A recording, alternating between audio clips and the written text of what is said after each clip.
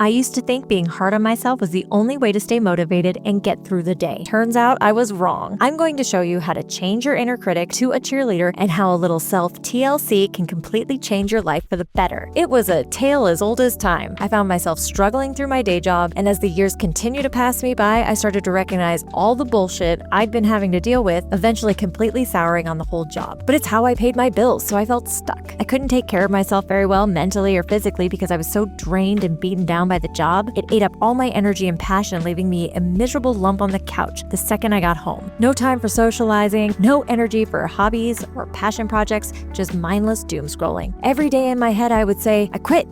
I quit. I quit.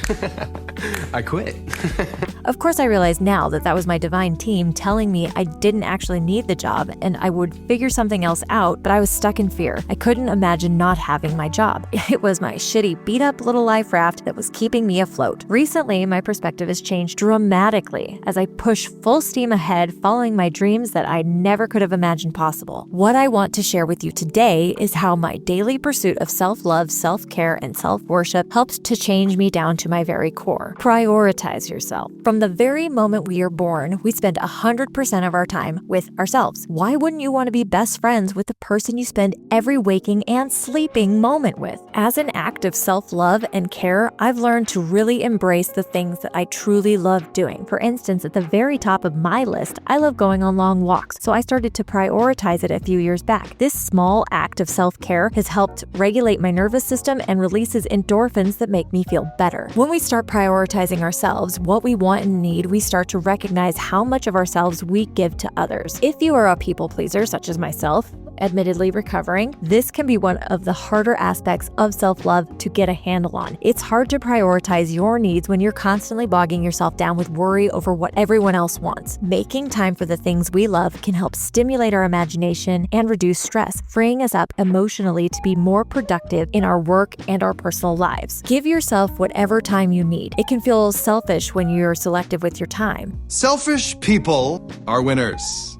How many times have we all thought to ourselves, if only I would go after the things that I really want. But unlike this handsome young gay man before me, I am burdened by thoughts of being a good person, of putting others first. But we only get so many hours in the day, and sometimes we need to protect our free time because it's precious. Not everyone deserves access to your time, and that's okay. Crazy. Oh, you don't use toilet Beth, paper I just liner, need to huh? talk Not to a you, seat please. protector dude, huh? I'm just so sad and I don't know what to do. I'm not feeling well. I feel really weak. If it's someone you care deeply for, of course you should try and get together with them, but don't feel like you have to do so for everyone or for every circumstance. I want to feel my life. I want to be authentic. I want to stop agreeing to things I don't really want. This is something we women do a lot. We're taught and conditioned to say yes because it's easier and less effort than a fight or the awkwardness and hurt feelings that a no answer would bring. But by living by these social norms that we hate, we no longer honor ourselves. I'm gliding here! What are you, blind? It's about time that we get a say in what we want and need instead of conforming to what is expected of us because it's easier. You don't have to wait for somebody else to take care of you.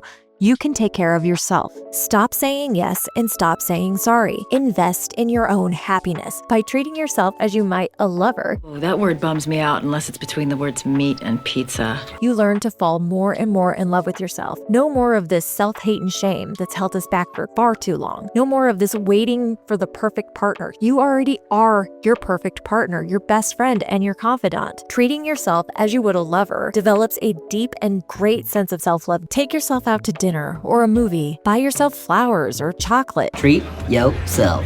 Treat yourself 2011. I cannot recommend this more highly. It might be my favorite part of the self-love journey. No one is ever going to know you as well as you know yourself. Loving yourself through all your flaws and imperfections helps to shift the way you start to see and talk to yourself. It's softer, more loving and tender. I also encourage the physical kind of self-love. Ah, but the servant waits while the master baits. But I am not going to go over that in detail here. I'll just say, find yourself a partner or don't. But if you're itching for it, go ahead and treat yourself. Experiencing life exactly the way you want to experience it and stop getting in your own way. Sometimes we find ourselves struggling with compromise, especially when it comes to being in a relationship. Now, I'm not going to tell you you must be single in order to enjoy the things that I'm talking about here. I'm simply going off of my own personal experience. I have never been an official couple. And for us to be an official couple. But that's because I've always prioritized what I want most, knowing I would neglect whatever partner I had's needs, and I'm not that cruel, so I remain gleefully in my spinsterhood. I know that there are ways to balance this kind of self-love with the relationship you might be a part of, but I currently don't have any personal data that I can share from that perspective. So let's all just imagine you're happily single. I can't recommend it enough, by the way. You can do whatever you want with your free time. Yes to love, yes to life, yes to staying in more. Go on a walk, sit and watch hours of Star Trek, meet up with friends, have adventures. Honestly, the list is endless. And all I can say is I've had a very happy and peaceful life this way so far. Check me out.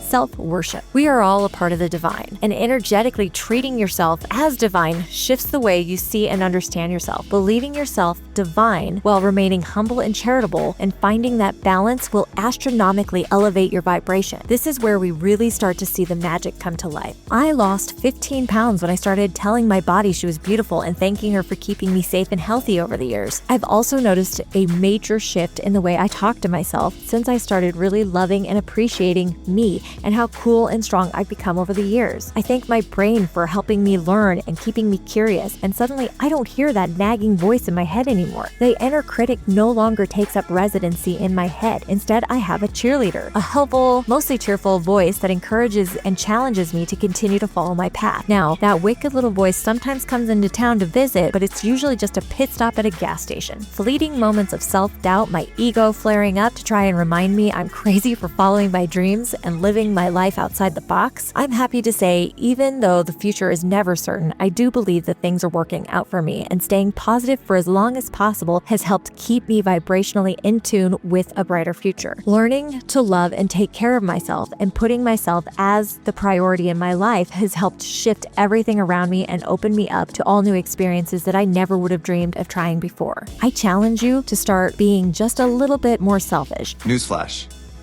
We are all already selfish people. Ba ba ba ba. I'm not saying be a jerk or a nightmare. These are meant to be very personal, quiet, intimate practices that you'll likely keep to yourself because remember, these steps are meant to be for you and you alone. Do one act of self-care, love, or worship a day. See if things start to change around you and let me know if anything does. I'm curious what kind of experiences others have had. Oh, Lord, give me some. Let me have some. Oh, yeah. Guess we've been eating some more pizza.